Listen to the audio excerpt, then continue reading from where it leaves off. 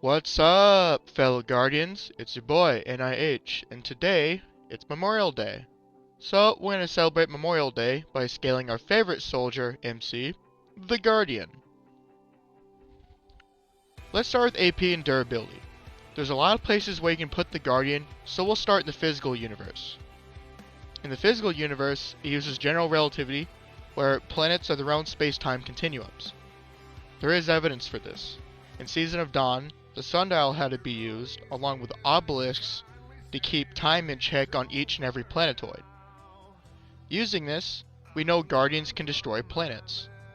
This means, when they're destroying planets, they're actually destroying universal to multiversal spaces. On the screen, you should be seeing a lot of evidence for each and every obelisk on each and every planet that we've had since Season of Dawn. To support this, the main character would body bag someone named Panoptes, and Panoptes was the creator of the Infinite Forest. The Infinite Forest is multiversal to multiversal plus, or for the casual folk, multi-universal to infinite multi-universal. Talking about another feat, the Guardian fought someone named Brachian. Brachian manipulated infinite dimensions, and the Guardian fought and beat them twice. The second time, all by themselves. Saving the best for last, you can scale the Guardian from Outerversal to High Outerversal.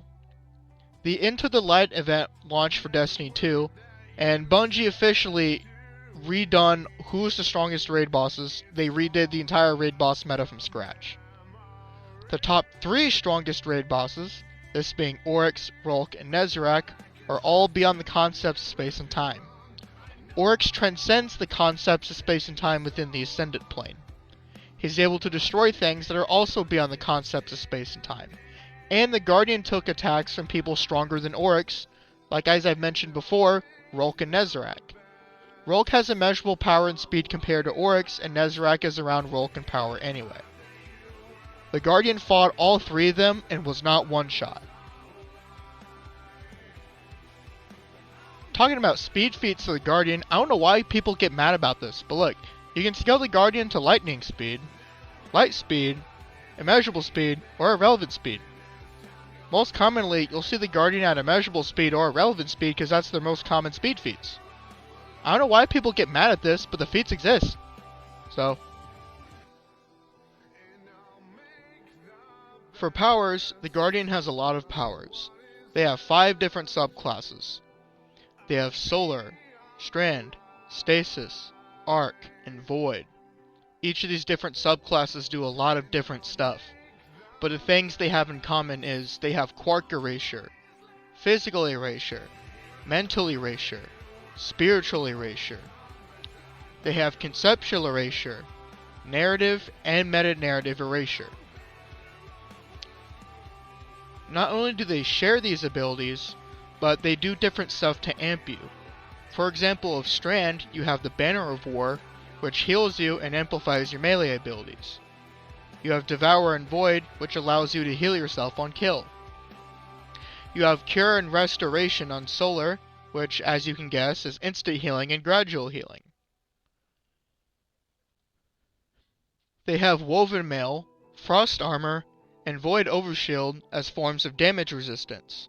And do note that Void Overshield can stack with Frost Armor or a Woven Mail, so you have stacking damage resistance as well. You have the ability to Scorch and then Ignite targets with Solar, the ability to massively amplify your movement speeds with Arc. You have the ability to weaken on Void, make them volatile, and then even suppress them with, well, Void. All the subclasses can do a lot of different stuff, and quite frankly, we'd be here for 10 minutes or longer if I went over each and every power of the Guardian. So now I'm going to go over the Guardian's most exceptional forms of weaponry. The Guardian has 116 exotic weapons. Those are a lot of weapons. Starting off with the heavies, we have Eyes of Tomorrow, which is the Guardian's best tracking weapon. The Eyes of Tomorrow is better against aerial targets, and it can refund its own ammo.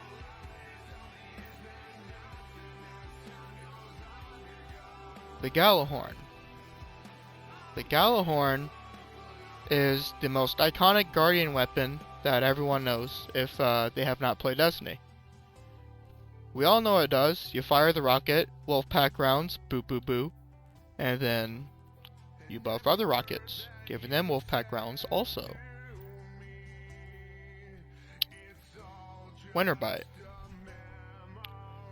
The Winterbite glaive is probably the Guardian's most dangerous melee weapon up close, with the exception of the Lament.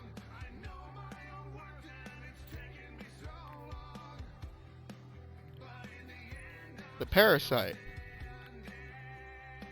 To say it is a menace to human nature is kind of underselling it.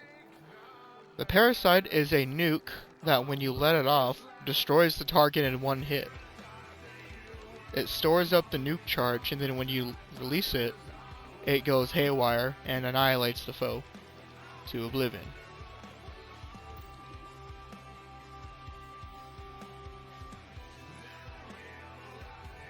The Whisper of the Worm.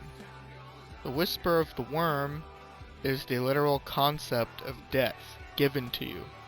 When you shoot the Whisper of the Worm, you are shooting the concept of death into someone, perma-killing them.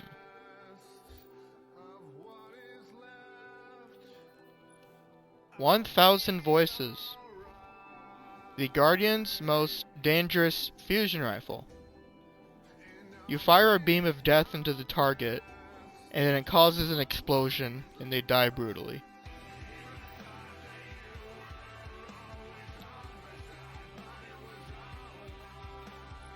The Vex Mythoclast. The Vex Mythoclast doesn't know what it is. It's a fusion rifle, that's an auto rifle, that is a linear fusion rifle, that buffs its own damage, and it is very, very nasty to targets. In its super state, it's called Temporal Unlimiter, where it's no longer bound by time itself.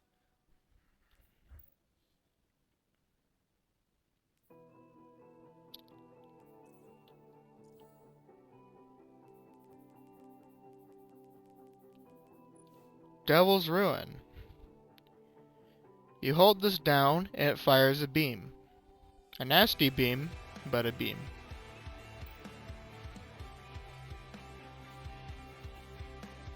The Guardian also wields a minigun called the Sweet Business. Sweet Business is, as you can guess, a minigun that does minigun stuff, and it loves tearing through shields especially.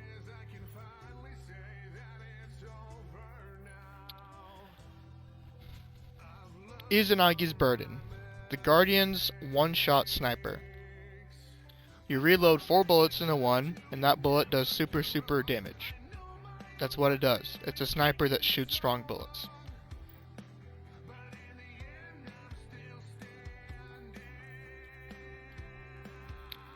The Bastion. Bastion is a fusion rifle in the kinetic slot that works like a shotgun. It's a fusion rifle that fires out shotgun pellets that works like a pulse rifle.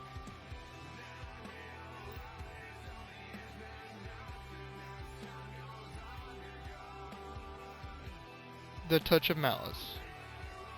The Touch of Malice is imbued with Oryx's energies, so the concepts that Oryx has, the Guardian fires at you with, well, the Touch of Malice.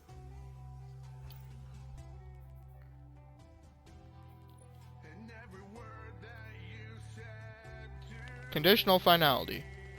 This shotgun here is a solar and stasis shotgun that loves to obliterate its targets with sheer ease. That's what it does. It does shotgun things. It's a shotgun.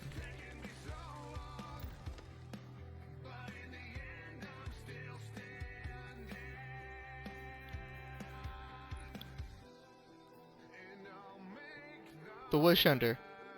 The Wishender bow is made to kill Ahamkara. The Wishender is probably the best barrier weapon the Guardian has, with the exception of Lament, Deterministic Chaos, and maybe Arbalist.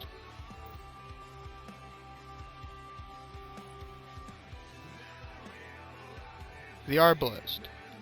If you put a shield up, Arbalist doesn't care. You put up layered shields, Arbalist still doesn't care.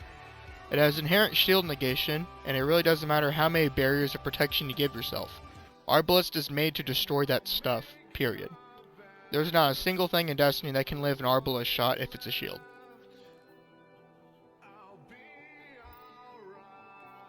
There's a lot of exotic weapons that the Guardian has, but as I've just told you, here are some of the most powerful ones. Overall, the main character of Destiny is pretty busted. If you made a tier list of main characters from all series, the main character from Destiny would be on that list in either the top 20 or top 10 most powerful of main characters. The Guardian's pretty busted.